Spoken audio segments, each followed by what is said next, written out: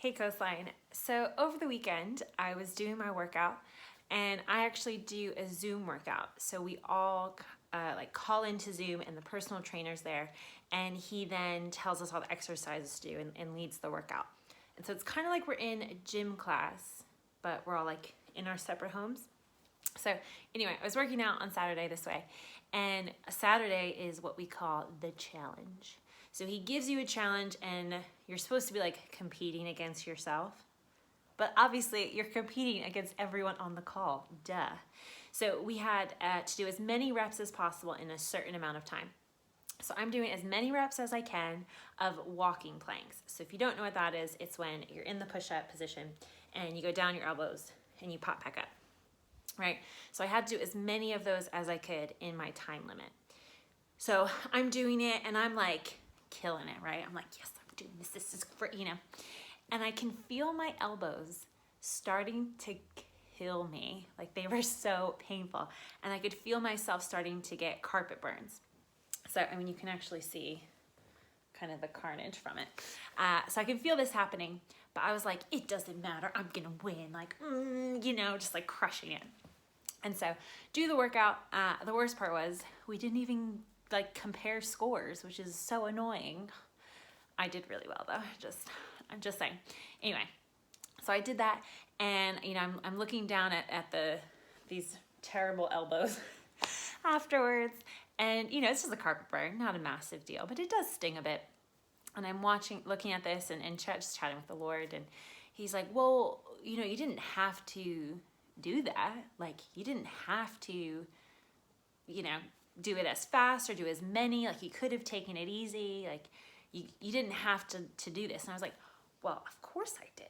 I had to endure. I had to persevere. I had to win. And the Lord, like many of you maybe, laughed at me. Because you might think, well, that's just you being stupid, Sarah. That's you being silly. That's your competitiveness coming out. You might be right.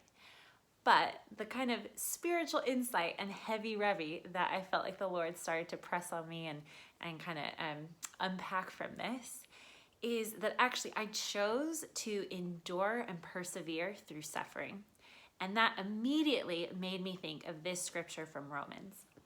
So Romans 5 says, knowing that suffering produces endurance, and endurance produces character, and character produces hope, and hope does not put us to shame.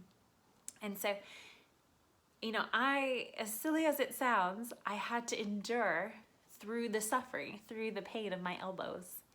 Now, on a bigger scale and a more meaningful scale and a more spiritual scale, we can take that same principle because we are kind of collectively in a season of suffering and endurance.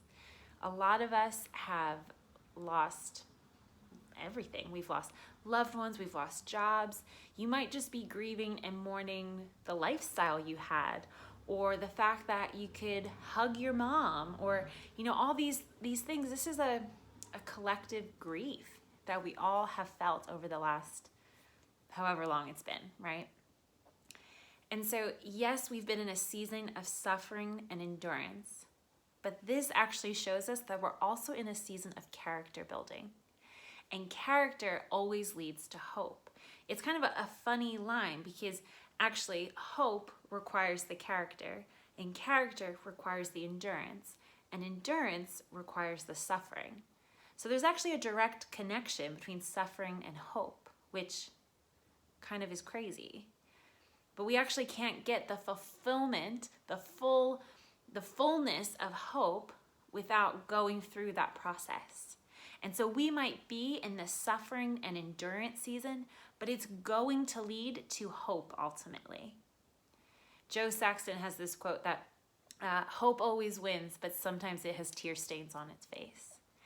And that's so true. Hope always wins out because hope is Jesus, and Jesus always wins.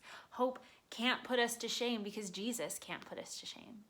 Another translation of that says, hope doesn't disappoint. And it doesn't because Jesus can't disappoint us. So hope will win, but it might have that tear-stained face. And that's okay. It's okay if you're still in the suffering and endurance stage of this process and you feel those tears. That is okay.